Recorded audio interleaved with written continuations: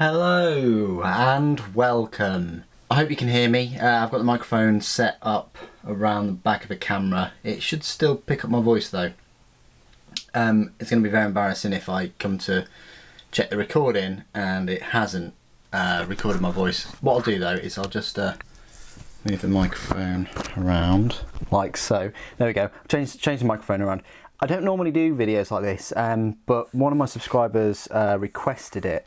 And I thought, well, yeah, I've got to really sort of acknowledge that and fulfill that request, because that's what this channel's about. If you've got a request, usually I try to make a video on that request. So what is this video? Well, it's pretty much just like a build report, a build guide to my most recent sort of pickup, the Legio Custodes Telemon Heavy Dreadnought. A bit like a Leviathan Dreadnought, pretty much. This is the instruction book that you get, and I foolishly in the unboxing said that you don't get instructions for the weapons, but you do. And I was so surprised because you didn't in the other Custodes Dreadnoughts, and I thought that was a bit strange. Also with the normal Leviathan Dreadnought, I don't think you get a guide on how to do those weapons. You just get the body instructions, but this you actually do, so that was great. So where am I at the moment? Well, I've washed all the parts. What I do is I usually grab all the parts with their gates, which are the you know, thicker. I haven't got any on me at the moment. Which are the thicker pieces of plastic that are attached usually by rods to the pieces, and I just leave all them on. I put all of these parts in either a baby bath or a plastic container, put fairy liquid in or any sort of dishwashing sort of liquid, put some warm water in, not hot. You don't want these to suddenly start going soft and then when you take it out they're a completely different shape. Just warmish water. At a push you can use cold, it doesn't make a huge difference. And then you leave that in either overnight or I'd say 3 hours minimum. So that's what I have done. Then I take them out of that and I brush them with an old toothbrush under cold water. Then leave them to dry on a towel. Then wait an hour or two while I'm doing other things, of course. Then I dry them out. If you just bang them on the towel carefully, you'll get the loose sort of water off as well. Then you're pretty much good to go. Then what I do is I use a set of clippers, just a set of these clippers, and I just clip the gates off. Usually I clip close to the wedge of resin rather than the part, because if you do that, then then once you've just got the rod sticking up, you can then sort of clip it, you know, really close to the model, rather than sometimes the wads of resin are too close to the part, and you sometimes can't get that clean edge. So anyway, I've done that for all the parts. Then I go over with a blade and just clear up either the mould lines, or like I've still got a bit there, look. Either the mould lines or the contact points for the gates. Like there was a contact point, you can't even see it now, but you just, you know, carefully shave that off.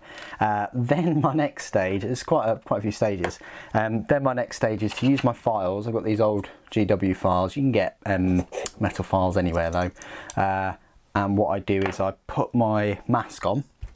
Doesn't matter how big the model is or how small the model, even like a Space Marine infantry model. Whenever you're sanding or sawing, definitely wear a mask. The ideal scenario would be have like an extractor fan or a respirator or something like that. That would ensure sort of maximum safety, but if you don't have any, then just a good sort of 3M face mask will do. I use the one with the detachable rebreather pieces, but there you go. So I always would strongly recommend. It's not like GW plastic where you can file it down, you know, and all the rest of it. The dust on this is much finer, and it can really cause you problems. So safety first of all, as always. It's up to you whether you want to wear glasses or not, but definitely protection for your lungs. So I'm about to start that stage now, so you'll probably see some footage of me sort of filing away. I probably won't be talking, I'll probably put some music on or something, and I'll be wearing my face mask. Show that in the little video as well. Then I'll skip to the part where I'm choosing a pose. So hope you enjoy the rest of the video.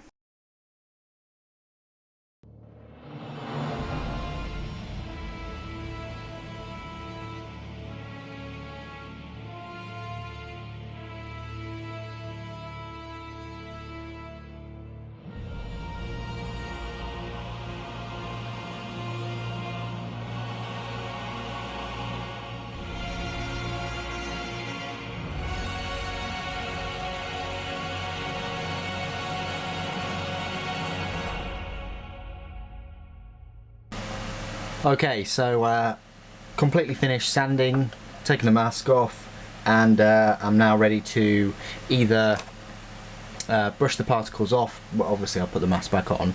I prefer to sort of do that outside though, before I spray the model.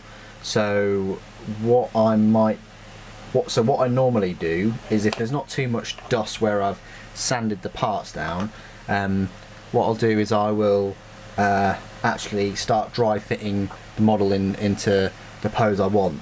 So what I'll do is I'll go ahead and sort of play around with the legs and the hips to get sort of that pose. It's like the other Contemptor in that the hip area, it doesn't give you a whole lot of movement. So if you mess up the legs, I mean, it's not too bad, but it doesn't give you like a full 360 or 180 or anything in terms of how to sort of position it. So I'll play around with the legs and things and get that sorted, and then glue the hips in, and everything else should be straightforward. The only sort of difficulty is sort of like the arms and getting all those joints lined up and correct, but the launcher should be straightforward. I've got some magnets here, but I think they're too big. It won't need one of these big magnets anyway. I could get away with just a smaller magnet, actually, and that's even if I want it to sort of turn around, and that's even if I want it to rotate. Just getting used to the parts. There we go. So like that, and like that. I mean, it does fit. It does fit in there okay. There's not much movement anyway, so what I'll probably do is just glue it in place rather than magnetise it, because look, it sort of stops there. So you could magnetise it, but you could only have it sort of 45-degree angle. I don't know, it might be worth doing, but especially as we don't know the rules, so there might be an extra shield thing that goes on top of there. We just don't know, but I think I'll probably glue it, but that's a long way off. So join me when I've done the legs and things and decided on a pose. Okay, so I'm at this stage now where I've finalised the pose. I pretty much just glued every single piece in, the leg joints, the hips, everything, and then very quickly assembled it, and then while that was setting I then glued it to the base. So that's where I'm up to right now. Sort of got his left leg bent slightly, and I've used the foot that's slightly off the ground there. Next stage, I've already glued the power pack on. I haven't glued the top and the head on, which is what it says to do. I kind of want to do that sort of last, but at the same time I'm well aware that this armour plating sort of goes onto the top bit as well, so unfortunately I might have to glue the head in, because there's no way of putting the head in, you know, after the top carapace is glued. Another thing to watch out for is there's a slight hole there and on the other armour plate. It's even worse on that one, so it's best just to get some green stuff and then flatten it down on the top, because I've already sort of dry fitted this, and you'll definitely be able to see a hole there. Even though the sort of missile launcher or bolt launcher does hide it a little bit, I'm also very sort of conscious of the sort of rotation of the missile launcher. It doesn't look like it can rotate that much. It'll just clang against each armour plate. I think that's a bit poor, but oh well. There must be a reason for that somewhere. So what I'm going to do now is just quickly just put some green stuff in there, not the liquid green stuff, but the the actual putty, because the liquid green stuff will probably just go straight through those holes. And then while that's setting, I'll glue the top, and I'll probably glue the head into place, and then I'll have to sort of retrospectively build it, if that makes sense. I.e. put the head in a pose where I think that the gun is going to go, and then accommodate the gun where that head is. But I find that where guns are pointing and heads are pointing are quite an integral part of a model of a walker. So we'll see what happens. Okay, so as is always the case, I seem to sort of get really into making a model, and sort of I get into it and I sort of then just make it. That's what happened with this model. What I did is I got so pleased with the hips and the legs and everything. I stuck the body on, and then I concentrated on the arms. I mean, I think that super glue is still wet. Just grab a little bit of that.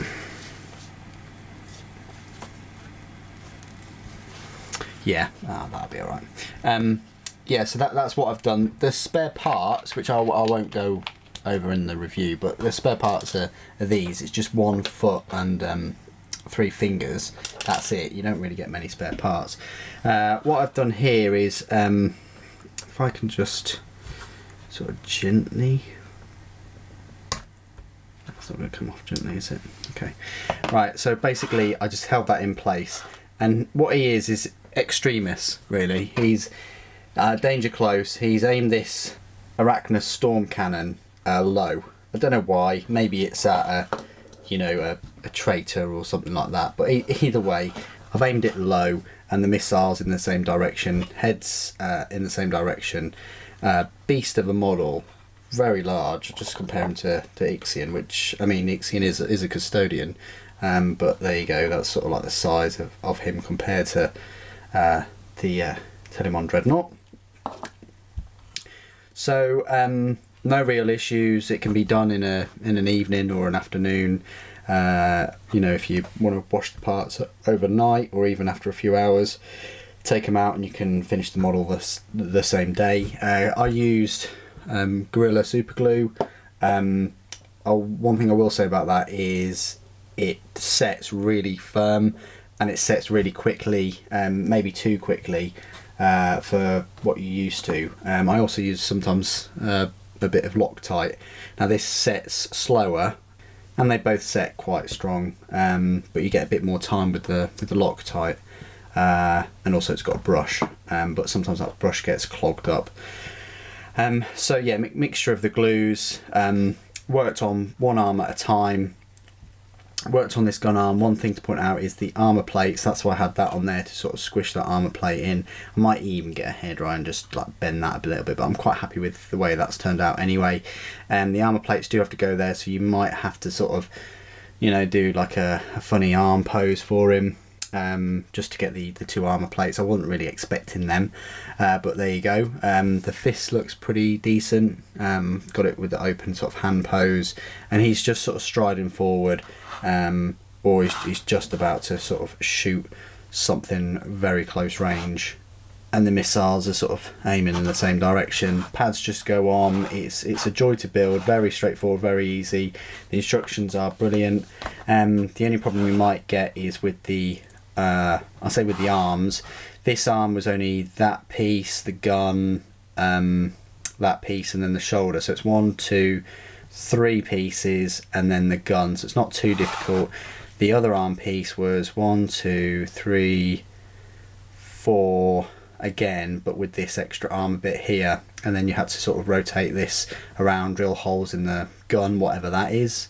I'm thinking it's like some kind of melter, but Quite straightforward. In my opinion, easier to create and build than the other Custodian Dreadnoughts, which is great because he's bigger.